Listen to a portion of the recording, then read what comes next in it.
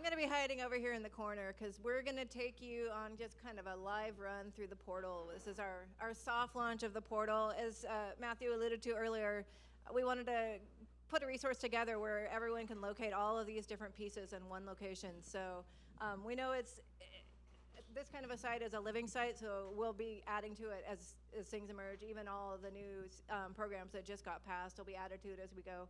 But our goal right now is just to give you a run through of what's there, give everyone an opportunity to add more of your content, and then also tell us what else we need to have on there. So let me switch to the live site.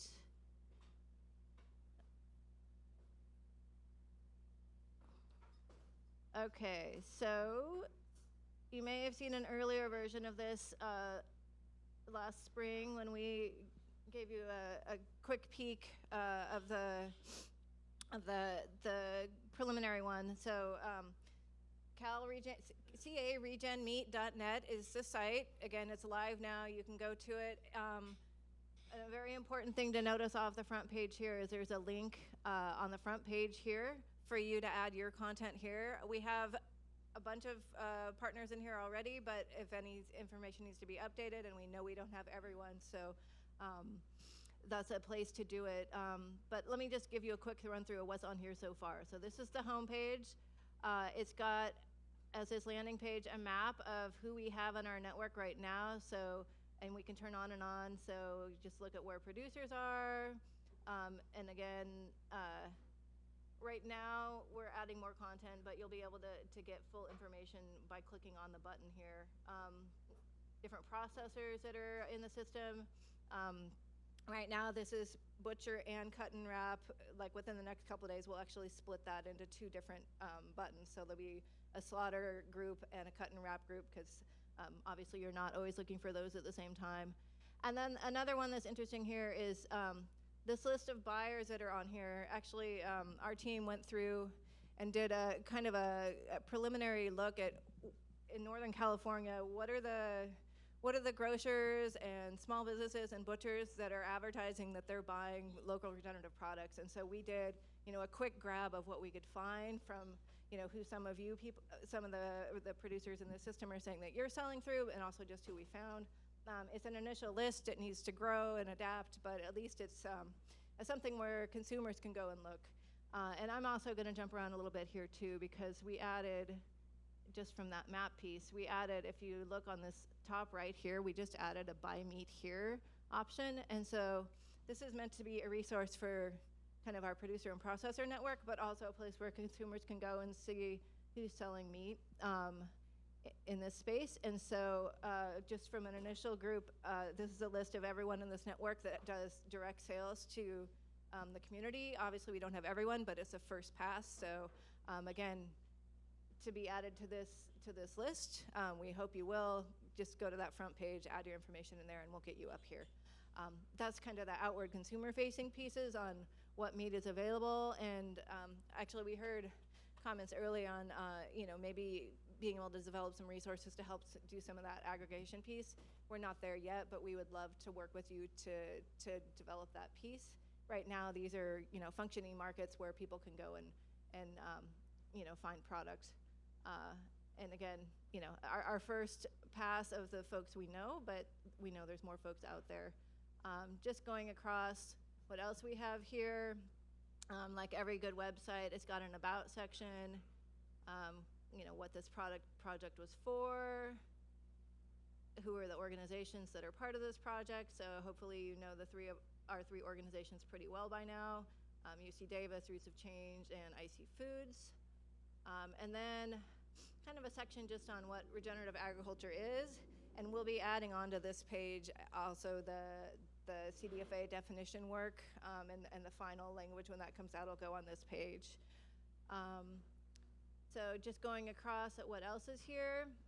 If you look at the markets and opportunities site, right now we have a kind of a placeholder for the UC market. As soon as that language and that contracting specifications are live, it's just a placeholder right now, but we'll get that language up there. We'll get links to the RFPs when they come out. So just, we'll keep this current as that language evolves.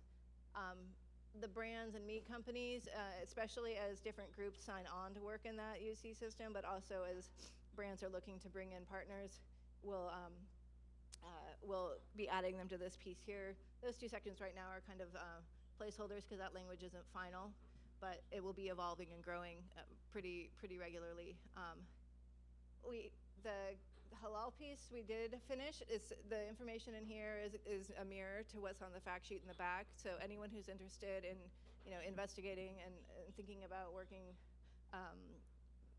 providing animals for a halal market, there's some information here to go to, and also a little bit on what the different certifications are looking for. I know there was some discussion on what those certifications are and if there's a way to kind of normalize them. I mean, that's not where we are right now, but we're sharing the information that's available right now. And I think there's mainly one certification here that's different than the rest. If you look at this, there's only one that doesn't allow this stun. Everyone else does. And I think for those who are familiar, most of the USDA licensing requirements require the stun, and so you're going to have to go to a state processing facility or other to do that other certification. So that's your main difference here. Aside from that, the merits among them, we don't know. they're just different certifications. But this is, again, the halal piece, and if anything more emerges on those different certifications, we'll update it here as soon as it's available. What else do we have in here? So here, this payments to producers for research, this is where we put the growing grass project that Jim Kleinschmidt was telling you about. And there are also, evolving a list of different groups that are looking to work with producers to do on-farm research and provide resources to them doing that. We'll do our best to keep this updated here, but we invite you to go to the Growing Grass website. I'll just show you here from the site. And this is where you can sign up to participate directly. And so there's the whole information on the project here, and there's also a link to engage directly. So, Growing Grass site, but it's available from, I think I just closed the whole window. All right.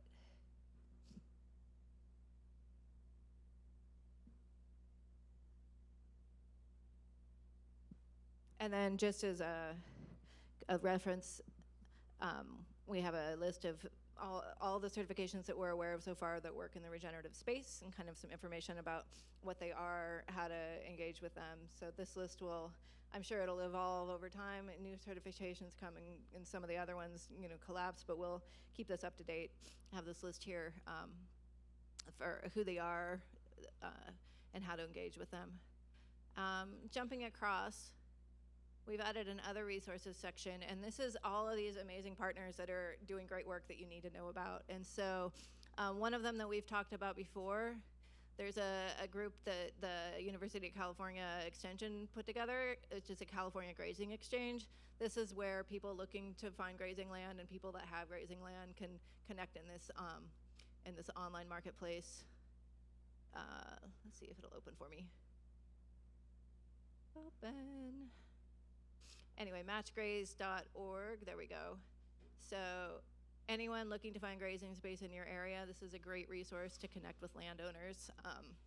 A lot of this isn't the kind of fire prevention stuff that Sarah was talking about. That's a different program, but this is just private individuals looking to connect. What else do we have in here?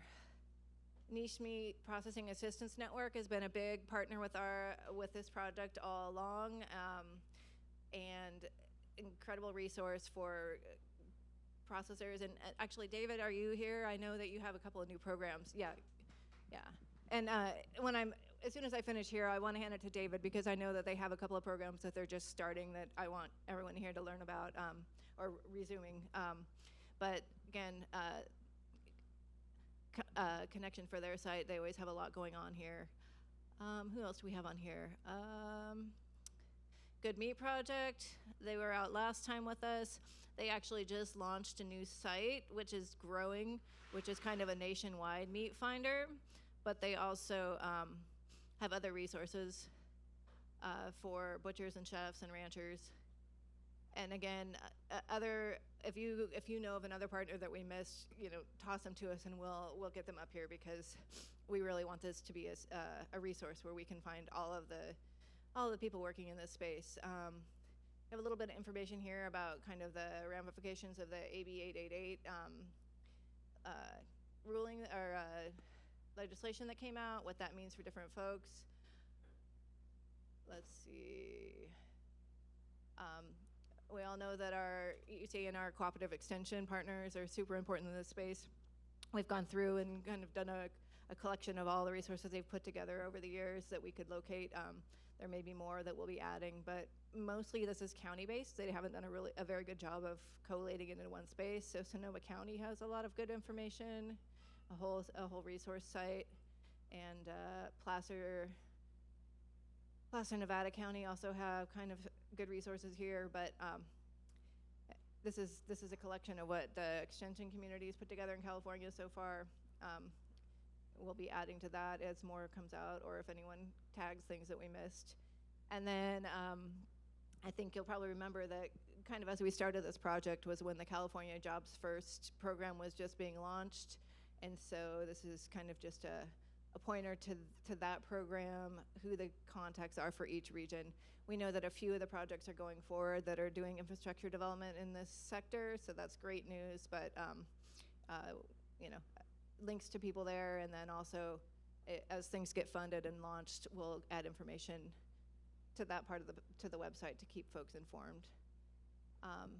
And then kind of last two pieces of this directories piece, which these actually just point to who's on the map for the producers and processors. So lists of people, contacts, the animals that they're producing. We can talk about if there's other information we want to include on here, but this is kind of the starting point, the ranches and their websites. And then same with the businesses. And then also a list of important advisors and technical experts that we've been engaging with over time that people want to be able to connect with. And then the last section on this is really a media reference, which is a lot of great podcasts have gone out, actually featuring many of you, but the Flipping the Table that Michael does at Roots of Change. There's a couple other partner ones that we'll be adding on here soon. And then all the videos from our previous meetings and the presentations that we did over the summer, all of the kind of topic-specific summer series. We have those here and available. And then also just a section for some of the reports and fact sheets. And we'll add the halal one onto here as a fact sheet that you can download. And then, as things come out, they'll be added here as well. So, quick rundown of what we have.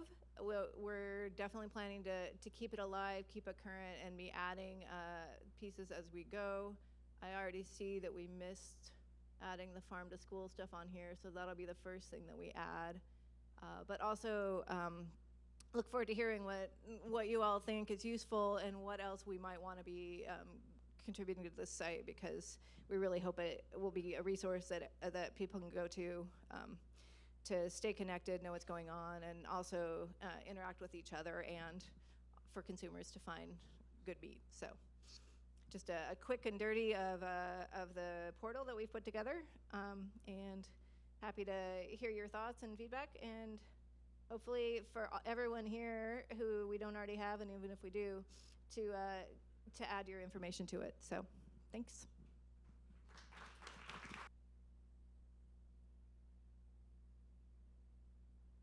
Oh, yeah, and also we'll send this out as our newsletter, and we would love for everyone here to extend it to your networks and get people using it and adding their content. So I would really appreciate that. Thanks. Yeah, we have a newsletter that goes to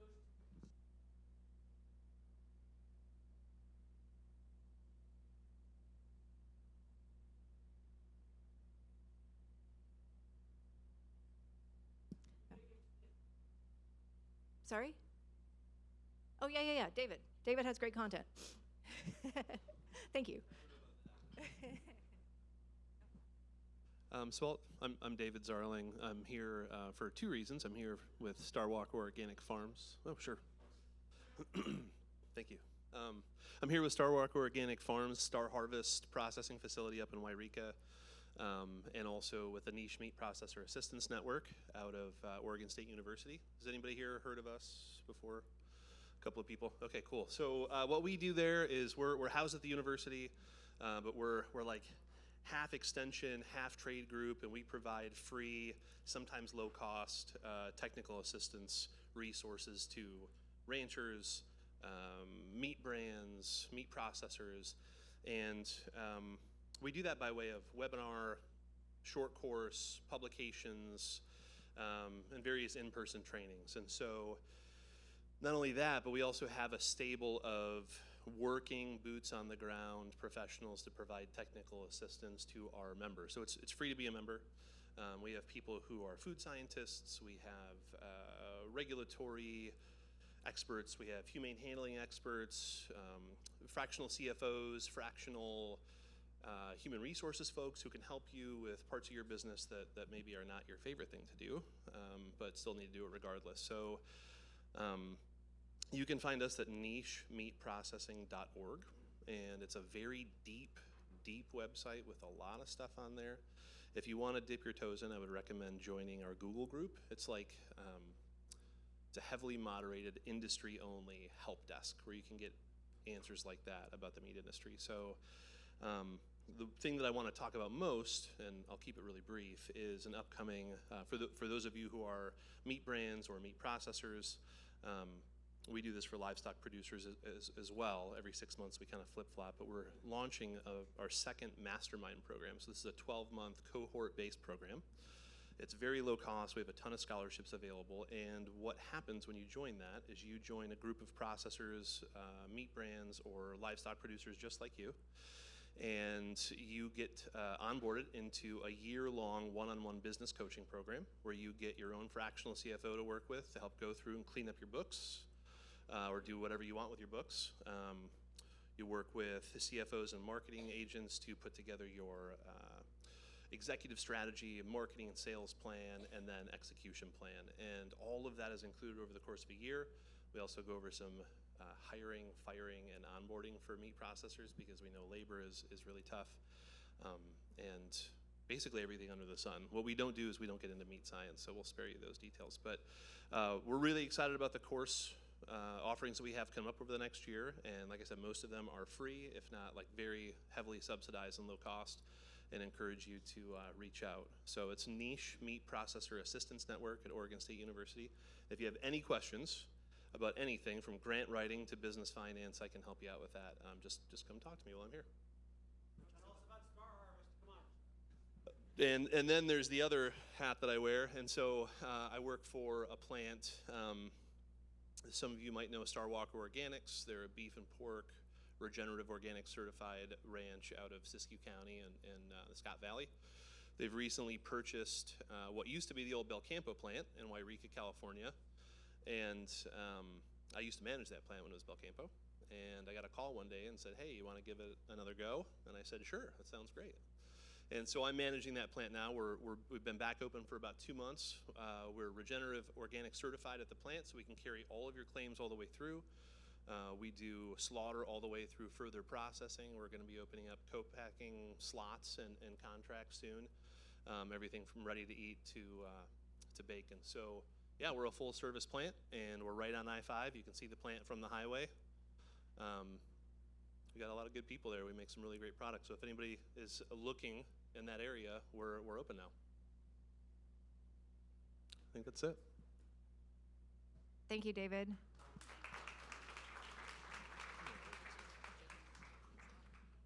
So glad you were here to share that, because that's exciting stuff. So just in general, does anyone have thoughts or comments about the portal and the resources that we're sharing, pieces that you think we're missing that you'd love us to add, or, you know, in general thoughts about this resource?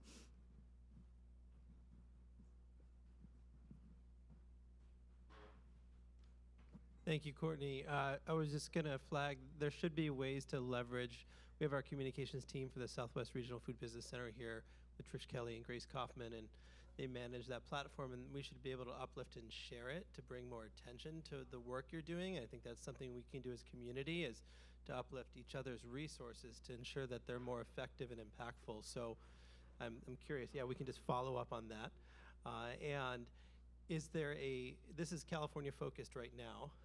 Are there examples you looked for from other states as a question that informed you of the things you'd want to have on this that maybe another state has been doing as well that we can learn from, just to really kind of further uplift and accelerate, not reinvent the wheel?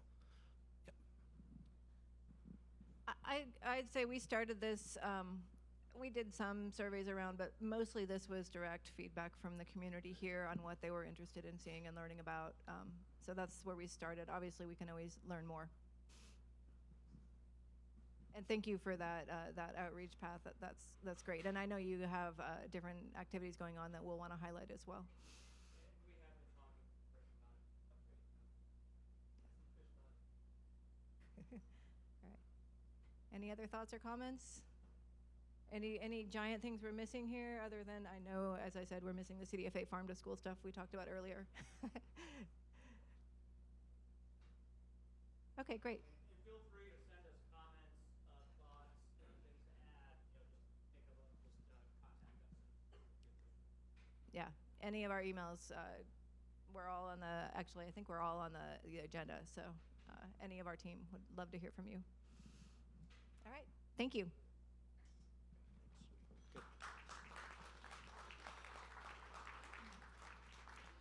All right, now we're gonna have another conversation with a couple of gentlemen who are gonna take us through some thinking. They're thinking about remaining challenges and future opportunities. So if Loren and Michael could come up. Loren Ponica from Stemple Creek, Michael Delbar from California Rangeland Trust.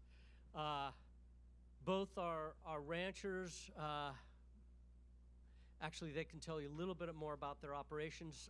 Loren spoke last event in where were we? Marin. And then Michael, you've attended a couple of these, I think, or at least one you were here for. Yeah. So anyway, which one of you wants to start? Okay.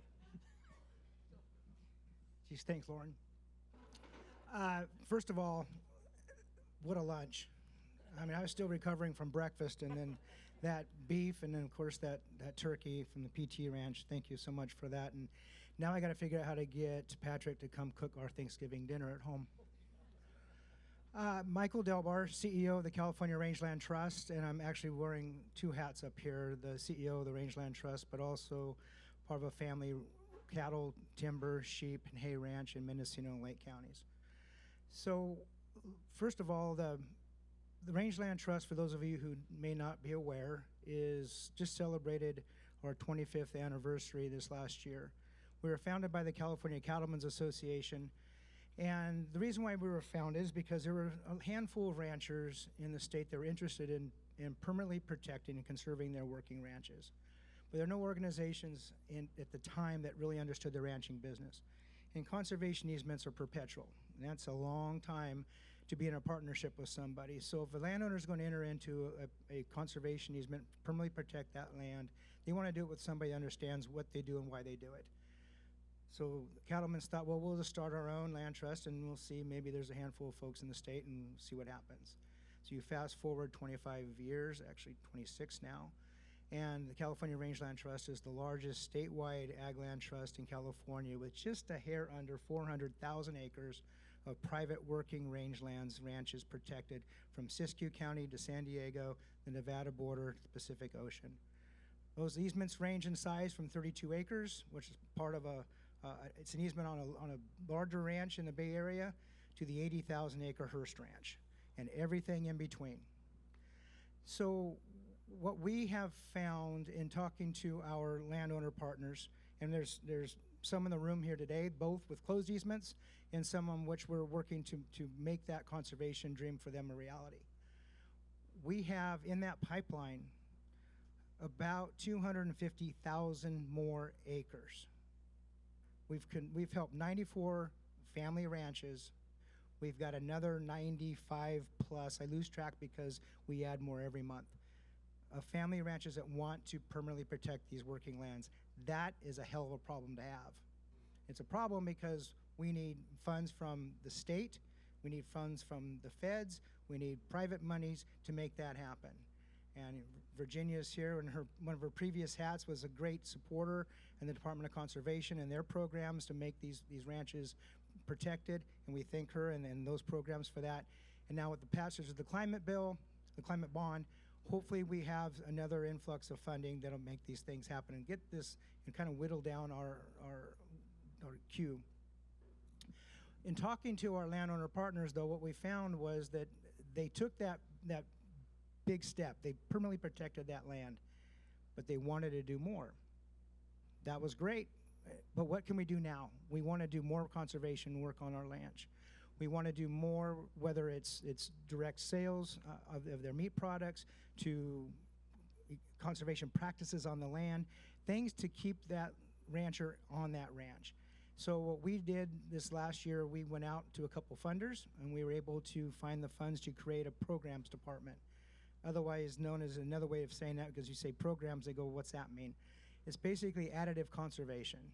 So we have a staff member who's already, and she's only been there a year, already overtaxed in the demand from our landowner partners to help them do more, whether that's weed through issues such as we're dealing with today, if they're looking at direct marketing, is it trying to find how these ecosystem services markets work, wading through the morass of information out there. This is what we're trying to do, is help our ranchers find that information. What can we do to help them stay on the land? That's the bottom line, is how do we get the ranchers to stay on the land? Because, and this may be an unpopular opinion, but when we heard this morning about regenerative meats, you ask 10 people what does regenerative mean, you're going to get a dozen different answers. And Molly mentioned that this morning, and that is so true. I look at it, and I'm going to switch hats now and put on my rancher hat. I look at it as what can we do to be sustainable? Because those practices, my kids are 6th generation.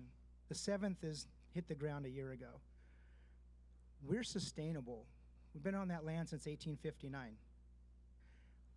We want to be there for another 165 years. So we have to be sustainable. The average ranch size in California is somewhere south of 300 head. Not big. It's hard to be in business in California. It's really hard to be a rancher in this state. So what can we do to help them continue on with their work?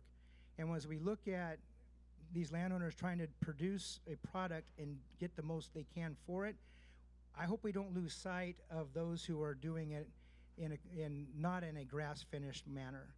Because if we can't do that, every producer in the state cannot be a grass-finished producer. It just isn't possible.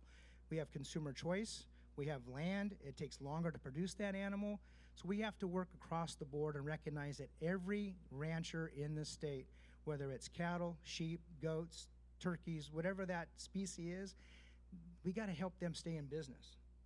That's the sustainability of it. All of the best practices in the world will not work on asphalt and concrete, period. So we've got to do what we can for everybody, all shapes, all sizes, and not lose sight of that. Made a few notes, make sure I got it all covered. I think it's time for me to pass it on to Loren now. Let him have a shot at it. Hey everybody, Loren Ponica. I'm one of the co-owners and ranchers over in Petaluma, Stemple Creek Ranch. We raise cattle, pigs, and lamb, and we sell direct to consumers really all over the nation, but mostly Bay Area centric. I've been ranching my whole life. I actually came from a really kind of a funny background, but grew up on a ranch, thought I was going to be a rancher my whole life, realized there was an economic opportunity for me there, so I went away to college to get smart, and I didn't learn a lot in college. I hate to say this out loud, but I made a lot of friends. And I actually went to work for the devil on the pharmaceutical side, worked for Monsanto. I don't know if any of you knew that. My first job out of school, and now I'm a hippie organic rancher in Northern California. So I have all the broad spectrums covered, and I understand both sides of the coin, from a very conventional upbringing to now mainly a direct-to-consumer marketing brand that we call Stemple Creek Ranch that pulls everything from our cattle and ranching division and sells it direct to consumers. Let's see, what else? Remaining challenges and solutions. You want me to talk about challenges and opportunities? So, big. I see right now there's a massive amount of opportunity for brands like ours or producers in California. So thank you. One of the best things about an event like this is getting a bunch of familiar faces together. And many of you I know, or I've talked to on the phone. Many of you I've not met in person, but I've done projects with, like David. So it was great to put a face with a name. And I'm just looking at, like, right now our main business is grass-fed beef. And if you look at consumers in California, it's a very popular industry, and it's growing and growing and growing. And about 85 to 90% of the beef that's consumed here, that's grass-fed, comes from another country. So it tells me, like, why can't we teach people about what do you want to call it, regenerative, and what do you want to call it, grass-fed, grass-finished? We want to bring more people to eat beef and local beef. I don't care if it's grain finished or grass finished. It's local beef, and it's helping keep the land open. And yeah, so I salute everything you're doing at the Rangeland Trust. So big, huge opportunity for us to educate consumers, make product available, and I think that's what we're going to talk about a little bit, or some of the questions are going to be, what are the remaining challenges? And I can just hit the challenges from my perspective. Is how many of you are actually ranchers out there, like raise cattle? Okay, so there's a good third of the room or more. You've seen the markets and what's happened to the markets. And so when we started Stemple Creek Ranch 15 years ago, my dad was like adamantly like, what the hell are you doing? He was a very conventional guy. And at the same time, he would always complain about not making any money. I'm like, well, the middleman would make all the money, is what my dad used to say. The middleman would make all the money. I said, well, why don't we become the middleman, come up with our own brand, and sell direct to people, and people can vote with their dollars. And so that's happened. But as we've gone down that road, we've grown. So now we have about 5 cooperator herds that raise cattle for us our way and sell into our program, that we're totally transparent and are authentic about, and it works really, really well. And we harvest, we started originally we did about 10 our first year, and then we did 30 our next year, and we did a few hundred the year after that. And this last year, I think we harvested about 2,000 beef, maybe 1,000 lambs, and now pigs are actually our growing enterprise. We're probably up to 400 or 500 pigs this year. But the point of that and the challenge of it is, as cattle prices are high, which everybody loves if you're a rancher, it's actually a very big challenge for small brands like mine, because we have to pay a premium and then make the cattle fat and then harvest them, and we have to work with all the different processors, which are vitally important to make it happen. We work right now at Stemple Creek Ranch, we work with 13 different processors in the state of California, and some have come and some have gone in the last year. And it's exciting to hear of some new ones coming on, and some others that we have relationships with that we can maybe take to the next level.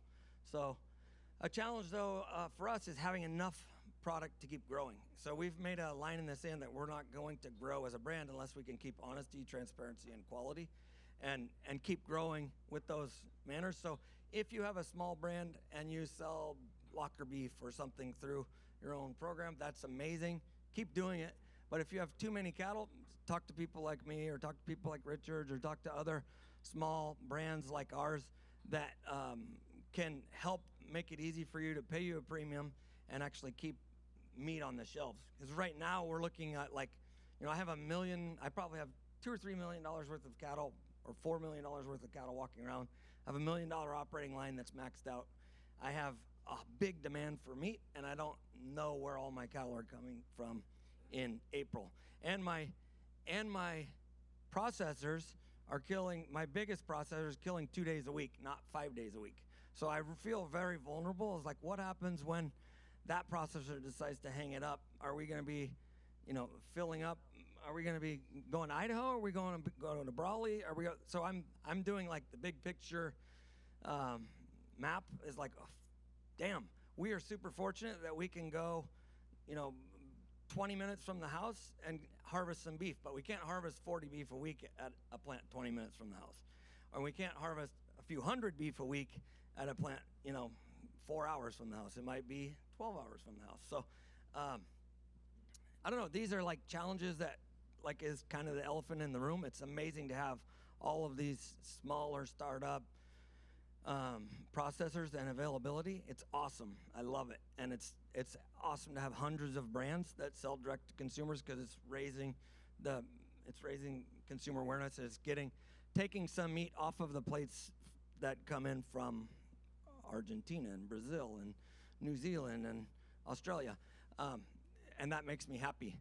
But there's bigger challenges, like how do we get to the next level? And that's kind of what I'm here to I don't know the answer, but I'm here to talk about. So, but I'm stoked by the opportunities. I think there's a massive amount of opportunity for us, everybody in the room. And you can ask me any questions, and I will tell you no lies. Great, that was a good start.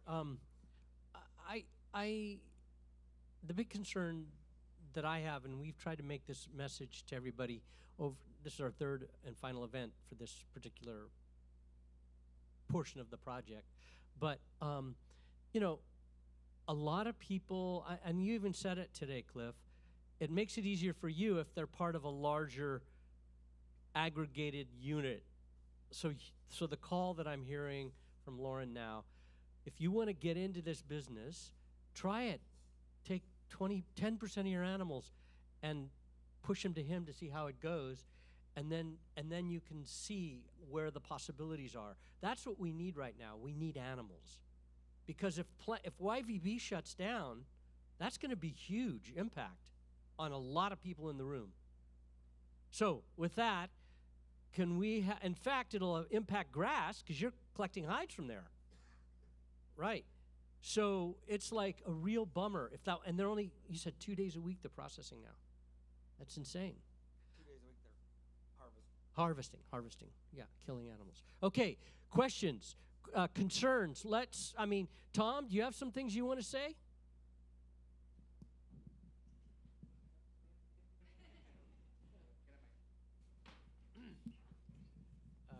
Thank you for putting me on the spot. Yeah, I think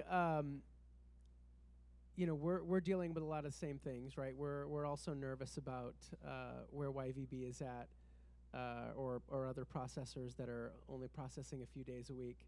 I think while some of those things make me nervous, I was actually just telling Cliff a few minutes ago that I'm seeing a lot of positive signs that people are knowledgeable about, or becoming knowledgeable about regenerative. I mean, we have the folks from UC sitting here in the audience today talking about making some substantial commitments. I think, I would say, from the perspective, maybe to Michael, if I want to roll a question into this, from the perspective of the Rangeland Trust, maybe one of the big things is kind of funding. To your point, keeping these ranches and the property in people's hands so that they can manage and steward those properties.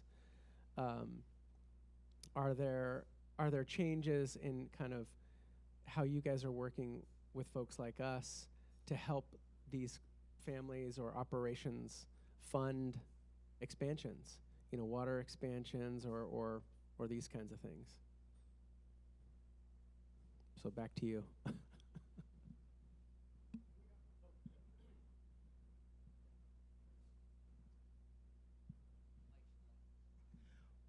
we don't have the financial ability to do that, but what we can do, I mean, we're trying to get the easements done, and that takes a lot of cash. But what we can do is through our additive conservation, the programs, is connect our landowner partners with those resources. Our staff is out there trying to find them, identify them, hold webinars, group meetings and such on these things to educate our landowner partners. And it's not just limited to our partners. We open it up to anybody that's interested. But to try to be that clearinghouse of information so we can share that. We send out the newsletters, the e-newsletters every month to get as much information as we can out there, because those grants are there, but most folks don't know they're there. So what we try to do is make sure that at least the producer knows where it is and how to access that. And if there's anything we can do to help, we will. There's also the California Cattle Foundation has the Rancher Technical Assistance Program, or RTAP. That's also another resource that folks can avail themselves of and ask questions and seek out some of those assistance. I could just add a little bit to that, Tom, with and this is a microcosm. Marin County, where I'm from, is tiny, but I was part of the Marin Ag Land Trust, and most of the property that we manage in Marin is under conservation easement, and there's starting to be a ground swelling of this type of thing where there's resources available. Just connect. There's so many resources available. I heard somebody earlier ask about how do we keep track of all of these resources, and that could be your other tool. For me, it's almost one full-time person's job on my staff is just to hey, get out your bucket and collect whatever is coming from the sky, because there's resources to help us be successful. So I was going to actually ask both of you as ranchers, and I'd be curious about people out there in the audience, time. In my life, time is the most valuable commodity. It's there's not enough time, and I know just trying to get a hold of particularly you, it's almost impossible. So how do you, is time a challenge that you're dealing with and thinking about, and are there ways to handle it? Maybe it's hiring someone. I mentioned our waiting list, and my staff hates it when I use the term waiting list. We try to restate it. They're in the queue. But a lot of these ranchers have been in the queue or on that waiting list for years. But I still get calls every week, every month. How do I apply? Which is great. At one point in time, we had almost 500,000 acres on that list. That's a lot. Some of those we were able to conserve. Others gave up. They ran out of that time. And they sold, developed, did something else. We don't have, I was asked one time what keeps me up at night. And what keeps me up is if I'm not able, if Rangeland Trust is not able to protect a ranch in time before the family decides it has no choice but to break it up and sell it, that hurts me. That's what keeps me up. So from a time standpoint, it's a great problem to have all these ranches, almost 100 of them, ranching families that want to take that step. But if we don't get that done, we run the real risk of losing that opportunity. I don't know if we're going off topic here, but I'm going to go off topic just to, yeah. But I think it's really vitally important to help educate even ranchers. So there's something that we talk about when it comes to time in our business, and it took me a long time to do this, and I'm still working on it, but it's what-be versus whip-be. Most ranchers want to do whip-be, where it's worked in the business, which means we want to go out and feed the cows and rope the calves and move them from pasture to pasture. What-be is working on the business, and these are ranching for profit terms. If you haven't been to the ranching for profit school and you're a rancher, I highly recommend it. I think it should be required before anybody ever becomes a rancher or a new generation.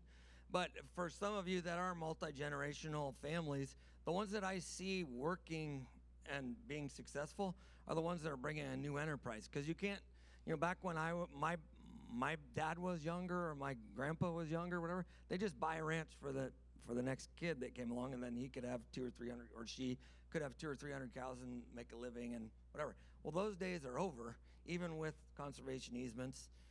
unless you're moving out. So, but bringing new enterprises, so this is a plug for grass-fed or a plug for grain-finished, or it's really a plug for local food. I don't care what you do, but bring a new enterprise and start selling it direct to consumers, or hitch your wagon to, a brand like ours or another brand. And like how what's real crazy, this is what's really crazy is I was talking to Michael about this. I like to put things on the wall to like visually look at them because my brain is small, but when I write it on the wall, I can see it all. So I have this like 3 flip charts that say the grass-fed universe from when we started Stemple Creek Ranch 15 years ago. And it was it was like a bubble, one of those bubble things, like with, Bel Campo and Panorama and Eel River and Stemple Creek and Richards and Humboldt, and I look at that, I just ran across that recently, and like they're all gone.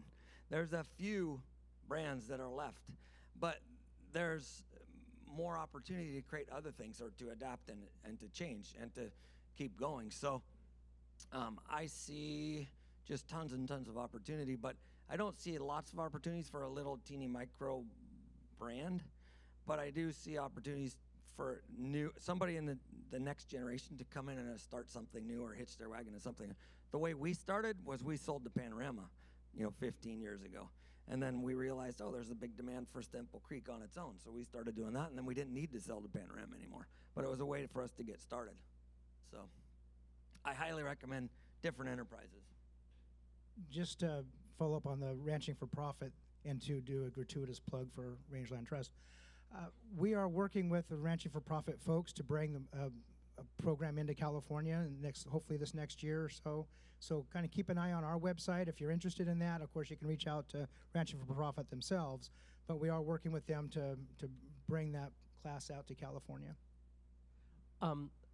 Back to this idea of multiple businesses, because one of the things when we did that podcast a year and a half ago, whatever it was, you talked about all the different enterprises within your enterprise. You want to just run that down? Because I think it's a very interesting model. It does require a lot of brains, different people managing different things. But when we were in Denver last week or week before last at Regenerate, I met a lot of those big Montana ranches which are doing similar things. Their kids are coming back and bringing enterprises to the larger operation. It's very interesting to see. So this is not a plug for Ranching for Profit, but I'm a disciple of it, and I love the program. And so it's like if you believe in it, you preach it. But there's a class, or there's a group after Ranching for Profit called Executive Link, and it's where 5 other businesses look at your business, you look at their businesses, and you hold each other accountable. Like you're a board of director that's going to invest $50,000 into the business. So like I want to get all my questions asked about anybody else before I'm going to invest $50,000. So as we go through those, there's big opportunities for different enterprises. So like at our ranch, we have direct-to-consumer beef, lamb, pork. We just brought in chicken, but it's another rancher that raises it for us, and we sell it. I don't know what's going to be next, but we have honey. We have hay. We have custom grazing. We have pasture leases. We have tourism, which is, education, basically, farm to table, dinners. We have restaurants. We have grocery stores. We have direct to consumer. We have beef jerky. We have beef sticks. Like we have all of these different things.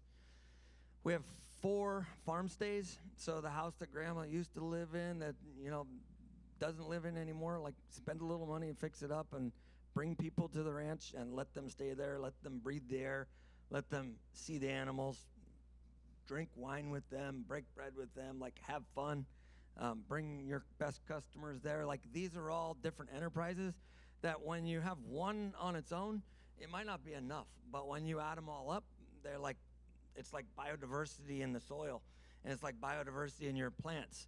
Like the more biodiversity you have in your business, it's life, and it feeds on each other. So it's pretty amazing marketing advantage for Stemple Creek Ranch to be 65 miles from the Golden Gate Bridge and to be able to talk to a chef at Chez Panisse or Zuni Cafe or any Cream Co. guys and say, come to the ranch, stay a night.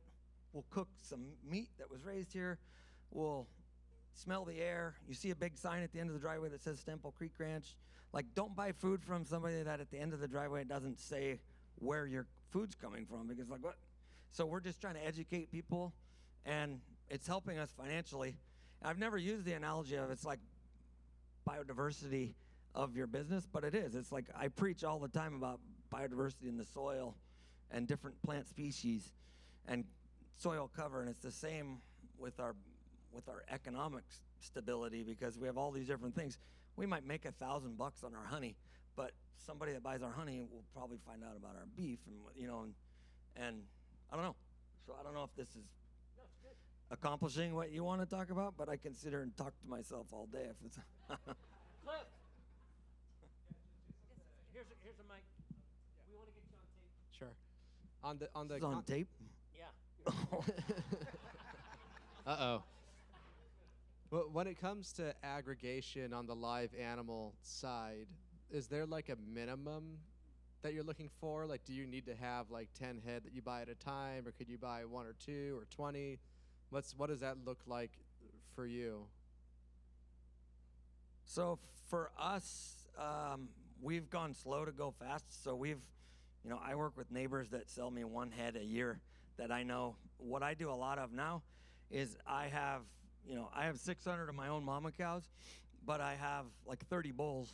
So I lease my bulls to other neighbors that don't want to buy bulls, and then I buy the genetics back, and I guarantee you that I guarantee them, and then that way I know what the genetics are. So that works out really well for me and us, but there's not really a minimum. My old school teacher sells me 5 a year, usually like 600 pounds, and I have to keep them for a whole year. I'm getting to the point now, and this is like, I would never have considered us aggregators, but maybe in a year, if we're still here, we're going to have to be aggregators, because it's so capital intense to own the cattle the whole time. Like when we first started, we had 440 acres. Now we have 8,000 that we lease, and we have hundreds of cattle. But I can't necessarily afford to buy them all at 600 pounds and keep them for a whole another year or two and make them fat and then harvest them. Whereas I could work with Michael or Katie and say, hey, can you guys raise me a load of cattle, this way with this genetics and this age, and then we'll harvest them, and you sign my affidavits and whatever, get your certifications, whatever you want, and then we'll help market them through the brand, whatever the brand is. In this case, it's Stemple. So I don't know if that answered your question, but. Well, we found out at lunch that we buy from the same bulls. We buy the same bulls, so genetics are there. So let's just talk price afterwards. I hope more of that happens here. Yeah, questions, thoughts, concerns. Yeah, back there. Lyle.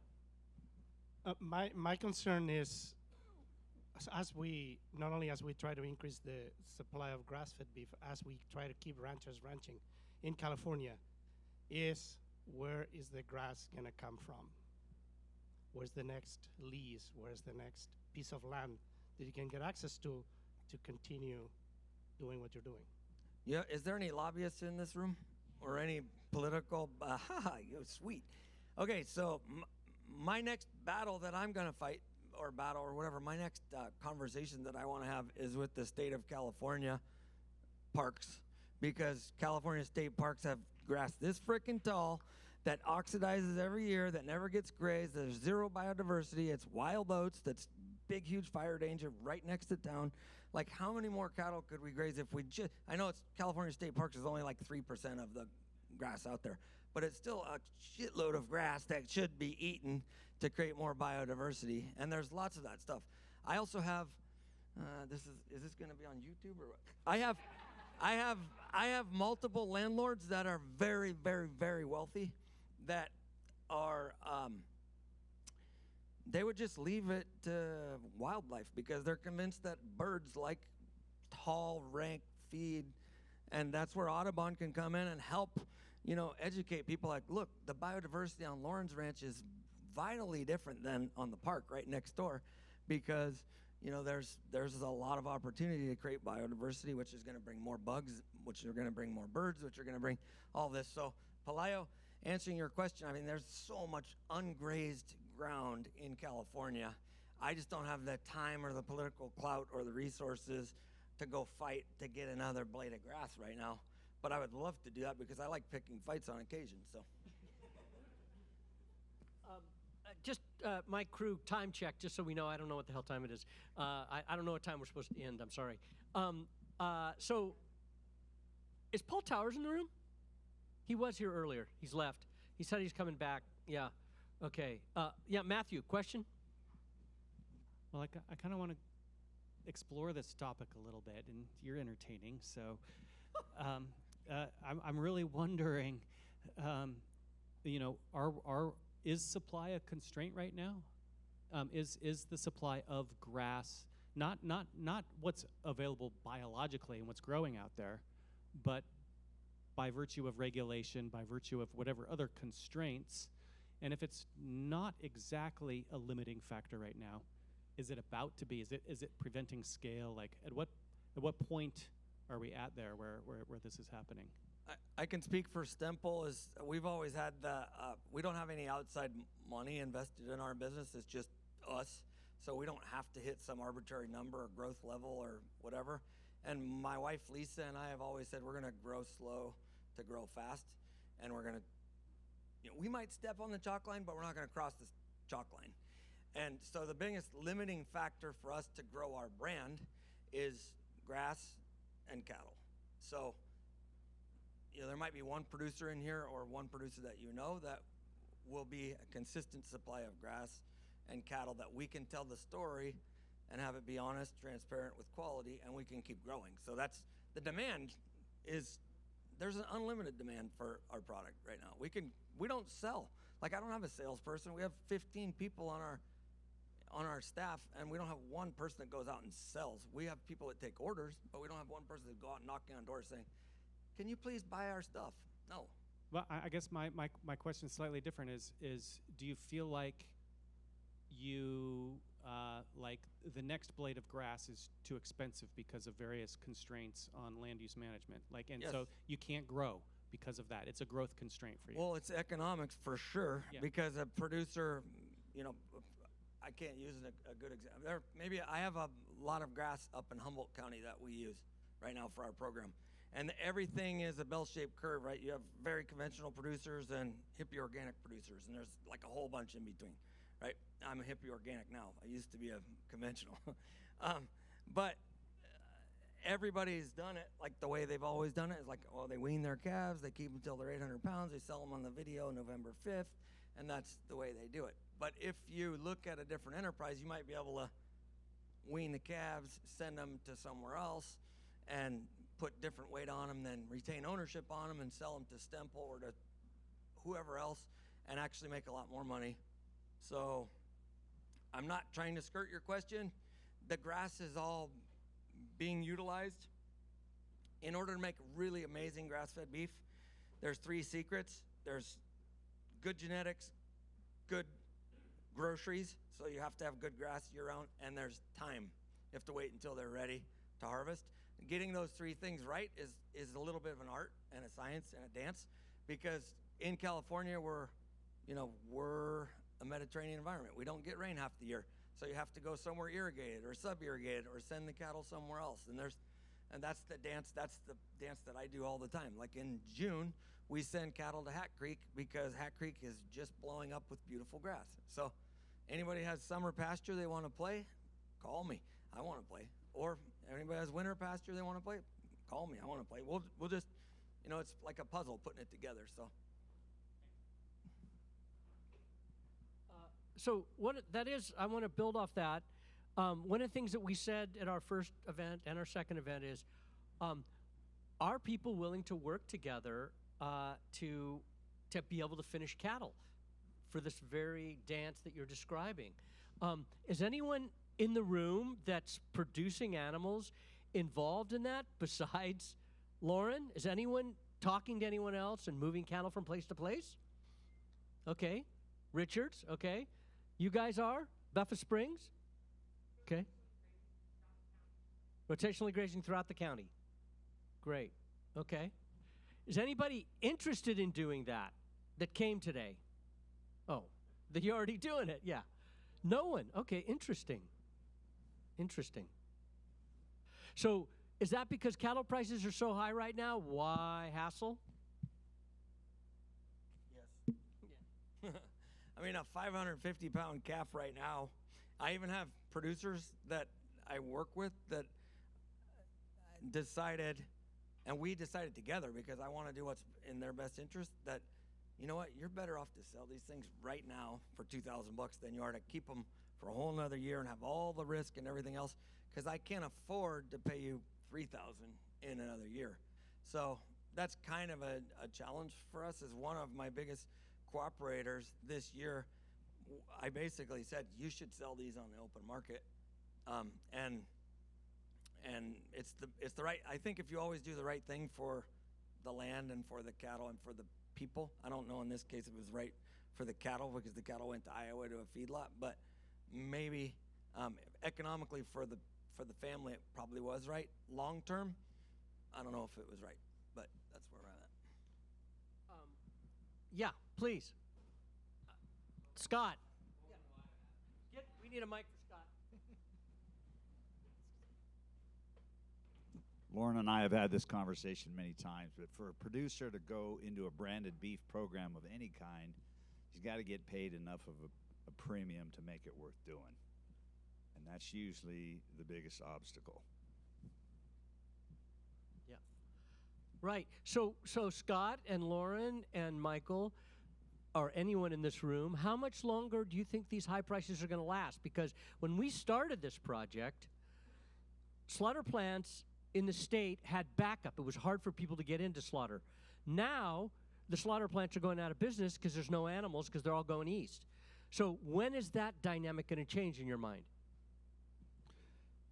So a cattleman's goal is to break even every year. Cattleman's dream is to have 2 good years out of 10. We've had 2 good years out of 10. Looks like we're going to have another couple of good years for a lot of different reasons. 40% of the United States is in a drought. So there's not been any kind of heifer retention or buildup in the national cattle herd to keep things moving the other direction. We're in the lowest cattle numbers we've had in the United States in 73 years. The flip side of the coin is, unfortunately, for all these, the big four that can control the meat business, they can bring an animal in from anywhere in the world just about, and it can be a carcass, it can be a partial carcass. As soon as they do anything to adulterate that carcass and further process it, they can put on the package product of the United